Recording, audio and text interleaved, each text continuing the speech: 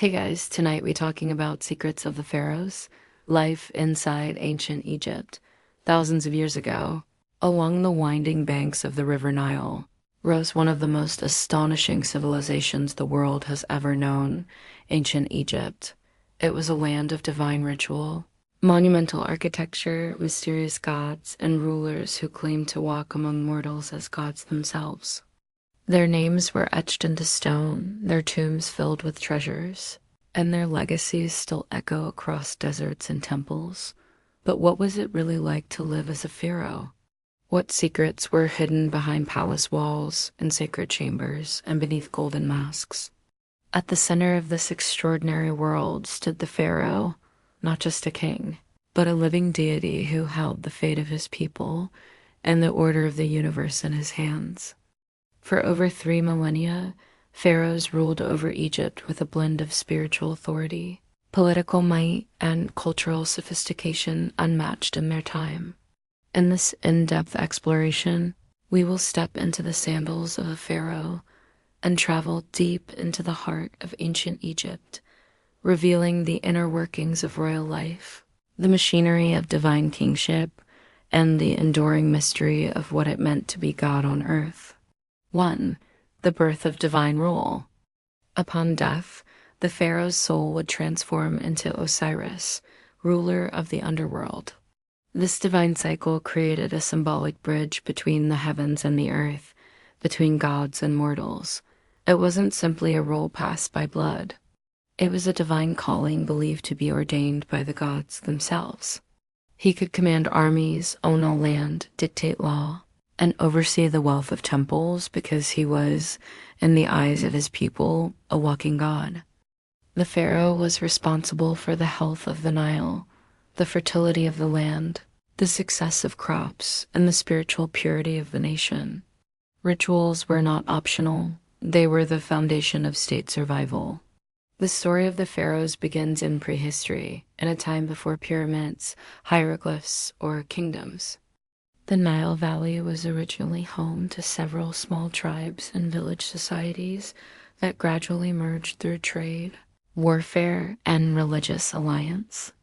The pharaoh became a symbol of balance and harmony, tasked with maintaining Ma'at, the cosmic principle of truth, justice, and order. But ancient texts and surviving reliefs give us a window into their magnificence. She often appeared beside the king in inscriptions and sometimes bore titles like God as wife of Aman. Foreign princesses were also welcomed into the court as political peace offerings, a position that granted access to temple wealth and political clout. They were not merely homes, they were political engines, religious centers, and theaters of ceremony. Each day involved meetings with viziers, generals, high priests, and foreign diplomats. Musicians, dancers, and jesters often performed during feasts. But leisure was always paired with symbolism. Every act reinforced his divine status and the sanctity of the royal household. Without scribes, the machinery of state would grind to a halt. The pharaoh delegated many duties to an elite class of educated officials, the cornerstone of his administration.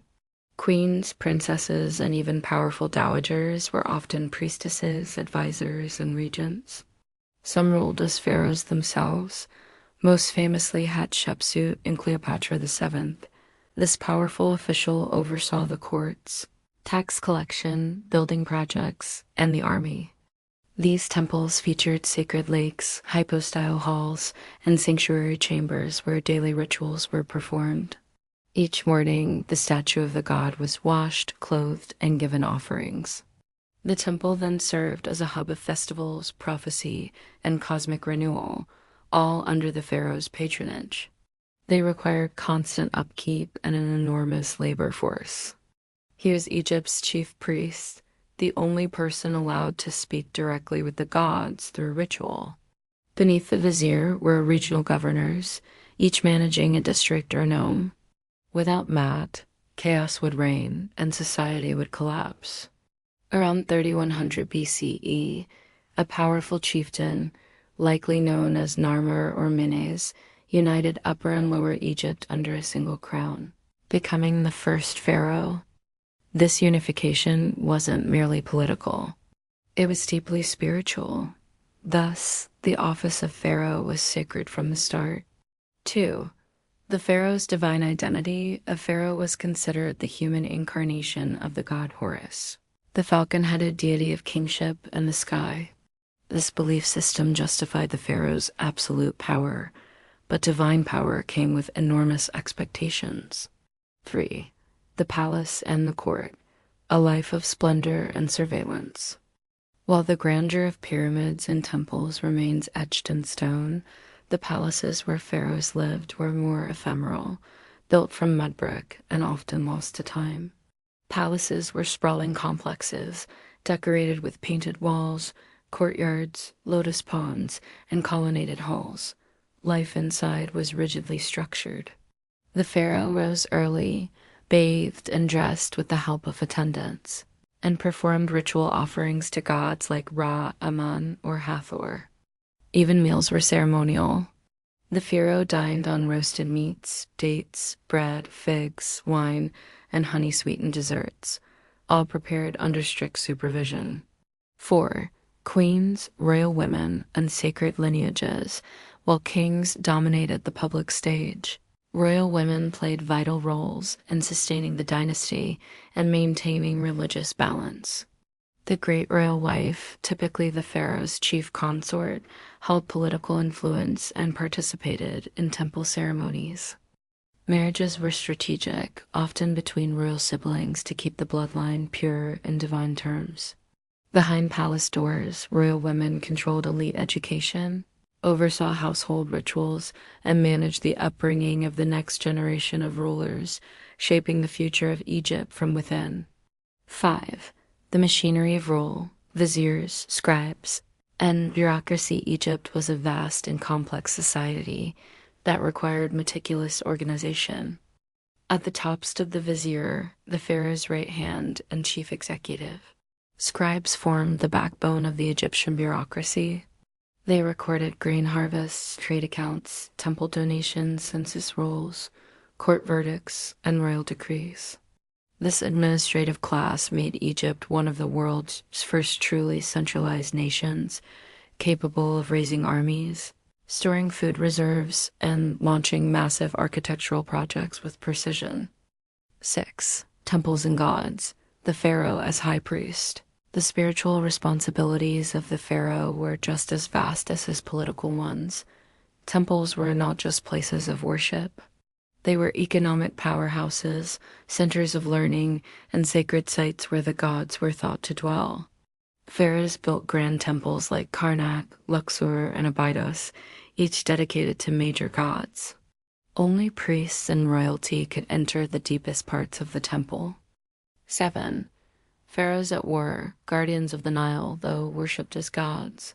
Pharaohs were expected to lead armies and defend Egypt's borders. Military success wasn't just a matter of survival, it was a divine duty. Victories were seen as proof that the pharaoh retained the favor of the gods. Losses, on the other hand, could undermine his legitimacy and provoke internal unrest. Though the battle was inconclusive, Ramses claimed a grand victory in temple inscriptions. Their ability to maintain Ma often depended on how well they could control both sword and scroll, and signed one of history's first known peace treaties, a clay tablet copy of which survives today. Pharaohs were often depicted in art riding into battle in chariots, bow-drawn, trampling enemies beneath their wheels. While these scenes were idealized, many pharaohs did command real campaigns. He built an empire through military prowess and diplomacy, bringing in vast tribute and foreign captives. Thutmose III, often called the Napoleon of ancient Egypt, led at least 17 military expeditions, expanding Egypt's reach deep into Canaan and Syria. They show pharaohs sending gold and skilled artisans in exchange for horses, lapis lazuli, and foreign princesses.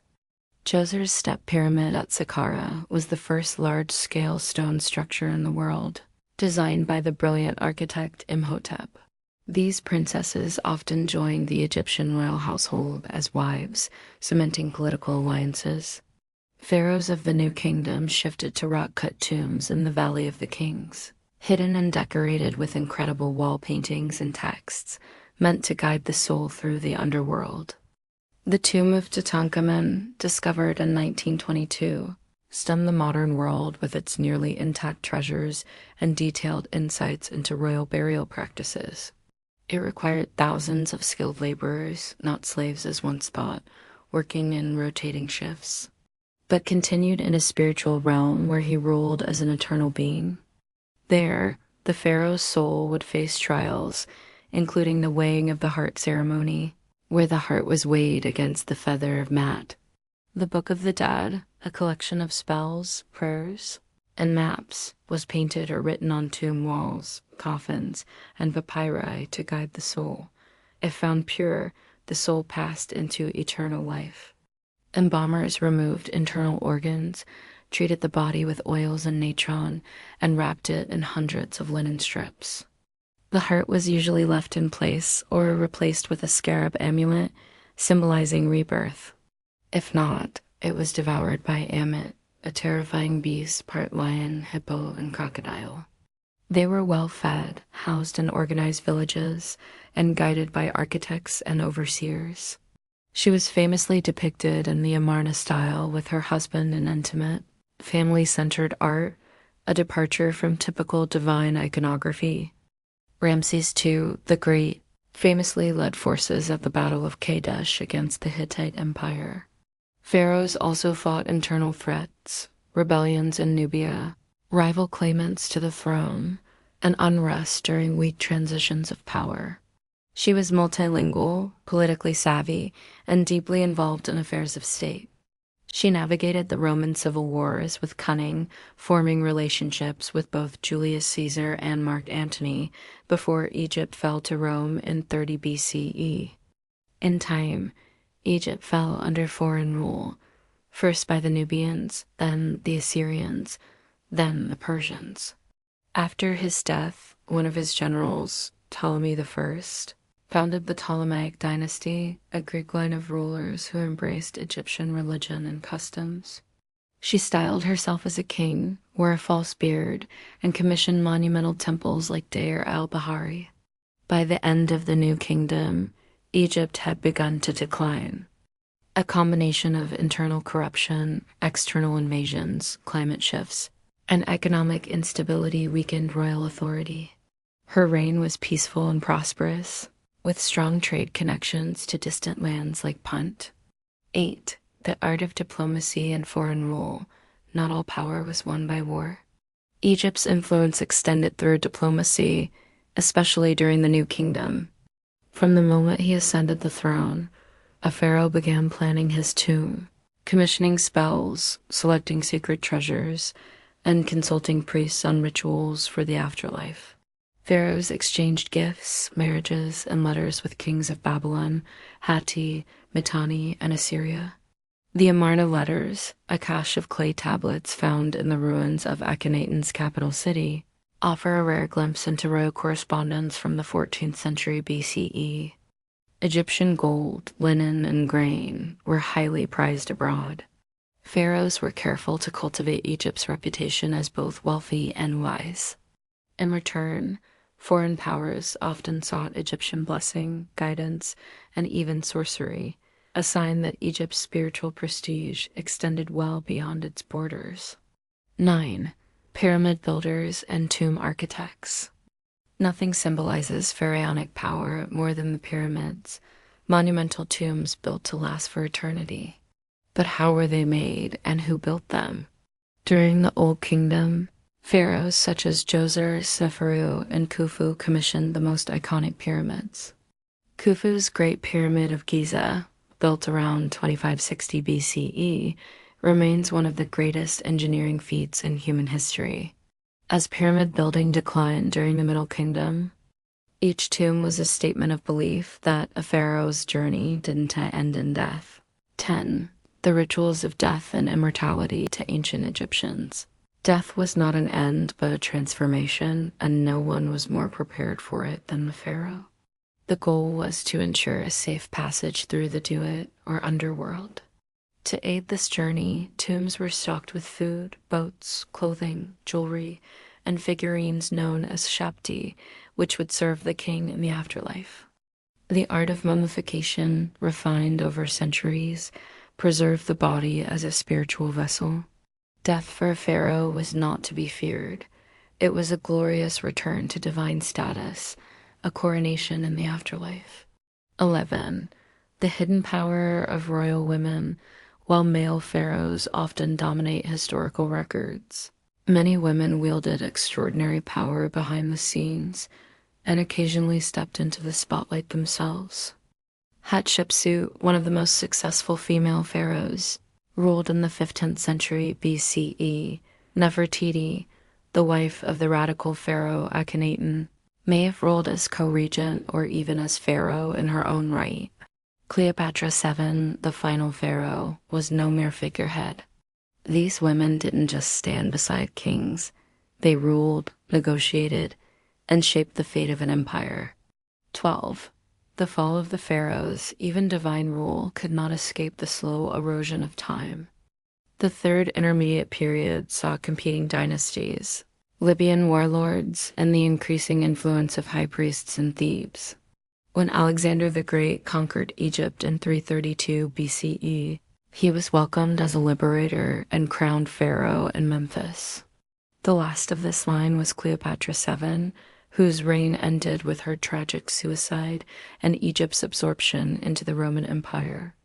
Though the title of pharaoh ended, their legacy lived on, carved in temples, buried beneath sand, and echoed in stories whispered across centuries. 13. The eternal legacy of the pharaohs, though. The pharaohs have not walked the earth in over 2,000 years. Their presence endures in nearly every corner of modern culture, in museums and literature and movies, and even in the architecture and symbolism of modern buildings and religions. No ancient civilization has fascinated the world as deeply or as lastingly as Egypt. Why? Because the pharaohs didn't just govern a kingdom, they curated a spiritual reality. Their vision of eternal life, sacred kingship, and universal order speaks to a deeply human desire to be remembered, to matter, to last. Their stories, half historical, half mythical, have inspired countless generations to seek answers about power, life, death, and the divine. And thanks to archaeology, modern science, and relentless curiosity, we continue to recover lost pieces of their lives, reigns, and rituals. The slab of basalt bore the same message in 3 scripts: Greek, Demotic, and hieroglyphic. In 1822, French scholar Jean-François Champollion cracked the code, allowing scholars to read ancient Egyptian texts for the first time in over 1,400 years. Temples were buried beneath sand, tombs looted, and the Nile's secrets slumbered in silence. Egypt was known only through biblical and Greek accounts. 14. The rediscovery of ancient Egypt. The discovery became a worldwide sensation. When Lord Carnarvon, the expedition sponsor, died shortly after the tomb's opening, journalists connected the dots. Other members of the team also died young, reinforcing the myth. For many centuries after Egypt's fall to Rome, knowledge of hieroglyphics and pharaonic culture faded. That changed in the 18th and 19th centuries, when European explorers, scholars, and treasure hunters arrived in Egypt. Massive statues, crumbling pyramids, and walls of unreadable symbols drew their awe and their obsession. These aren't just preserved corpses, they are time capsules of royal lives. In 1799, a breakthrough came with the discovery of the Rosetta Stone. From that moment forward, Egyptology was born, and the secrets of the pharaohs began to reawaken. Genetic testing showed he was the product of incest, likely the son of Akhenaten and his own sister, and may have died from a leg infection or malaria. 15. The tombs, treasures, and the curse of the pharaohs. His body was so well preserved that he had to be issued a passport in the 1970s to travel to France for conservation work. After years of searching and setbacks, Carter and his team peered through a small hole in a sealed doorway and saw what he later described as wonderful things. The golden age of Egyptology reached its dramatic peak in 1922 when Howard Carter uncovered the tomb of Tutankhamun in the Valley of the Kings. Tutankhamun, a relatively minor pharaoh who died young, had been buried in a richly decorated tomb filled with over 5,000 artifacts, golden shrines, chariots, furniture, weapons, and the now iconic gold funerary mask. But with the discovery came rumors and legends of a curse of the pharaohs. In truth, no curse existed, but the allure of hidden power, divine vengeance, and ancient magic still captivates the imagination, just as it did in ancient times.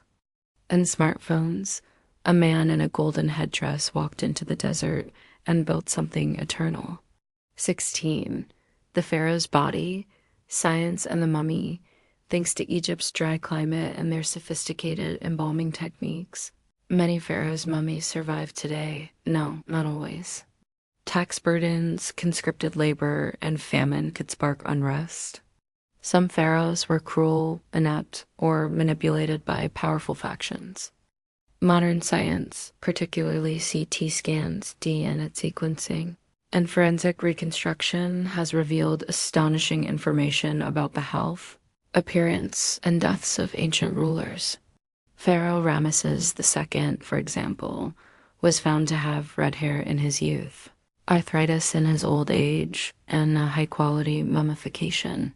Tutankhamun's mummy revealed a frail teenager with a cleft palate, curved spine, and possibly a degenerative bone disease. Such studies don't just reveal how the pharaohs died. They tell us how they lived, what they suffered, and what they hoped for in death. Every year, new excavations, satellite scans, and radar technology reveal tombs, temples, and lost settlements buried beneath the sands. 17. The pharaohs in modern culture and myth. Pharaohs occupy a strange place in modern thought, part history, part legend, part supernatural. They appear in Hollywood films, from the Ten Commandments to the Mummy series. It is a living laboratory of human history. Video games like Assassin's Creed Origins, which digitally reconstructs ancient cities and daily life. Literature, including mystery novels, thrillers, and fantasy adventures set in tombs or beside the Nile. They taught the world that time could be conquered by stone, that belief could become reality, and that mortality could be transcended through ritual, memory, and legacy. Curiosity and a quiet recognition that within the story of the pharaohs lies a reflection of ourselves, our fears, our hopes, and our desire to be remembered. Museums and exhibits, from the British Museum and the Louvre to traveling installations seen by millions. Religious references, as Pharaoh in the Book of Exodus becomes a symbol of pride, resistance to God, and ultimate downfall. But behind these portrayals is something deeper, a fascination with immortality, with forgotten greatness, with the idea that long before Skyscrapers 18, myths versus reality, unraveling the pharaoh's image. While pharaohs are often portrayed as godlike and powerful, the reality was far more nuanced. Were they always wise? Were they loved by all? Were they immortal? Only symbolically. Pharaohs died like any other mortal, sometimes from war wounds, other times from illness, betrayal, or natural causes. The image of a flawless, radiant god-king was part of a larger performance, one carefully curated through architecture, propaganda, ritual, and religion. And yet, even with all their flaws and failures, the pharaohs accomplished something extraordinary. They made themselves unforgettable. 19. New discoveries. Egypt still speaks. Even today, ancient Egypt is far from fully uncovered. In recent years, archaeologists have uncovered a massive cache of sealed wooden coffins at Saqqara, still brightly painted after 2,500 years. The lost Golden City near Luxor, believed to be a major administrative center from the time of Amenhotep III, unexplored chambers in the Great Pyramid, possibly untouched since its construction, advanced embalming workshops with tools and ingredients labeled in hieroglyphs, offering the first real look at how mummies were made. And with each discovery, new questions emerge about daily life, religion, medicine, politics, and cross-cultural exchange. Egypt is not just the land of the past. 20. Conclusion. What the pharaohs taught the world in the end. The pharaohs of ancient Egypt weren't just rulers of a desert kingdom. They were architects of eternity. They remind us that power is both fragile and sacred, that faith can build civilizations, that stories endure when written in stone and whispered in legend. Today, more than 4,000 years after the first pharaoh, walk the Nile's banks, we still gaze upon the pyramids and feel something stir wonder, awe, curiosity, and a quiet recognition that within the story of the pharaohs lies a reflection of ourselves, our fears, our hopes, and our desire to be remembered. Thank you for your watching. Please subscribe for more videos. Sweet dream.